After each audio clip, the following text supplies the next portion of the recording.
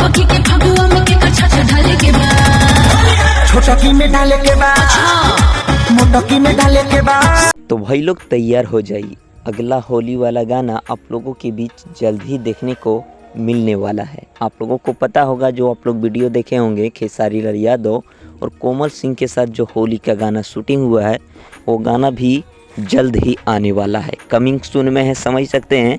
किसी भी टाइम आप लोगों के बीच पोस्टर देखने को मिल सकता है। हो सकता है खेसारी लाल यादव का एक होली का गाना पहले आ जाए, लेकिन भाई उसके बाद जो गाना आने वाला है यही गाना होने वाला है। तो आप लोग तैयार रहिएगा भाई। खेसारी लाल यादव का ये तीसरा होली का गाना रिलीज होने वाला है। 15 तारीख से पहले खेसारी लाल यादव के जन्मदिन भी आने वाला है, उससे पहले ये गाना आप लोगों के बीच रहने वाला है, खेसारी लाल यादव और कोमल सिंह का।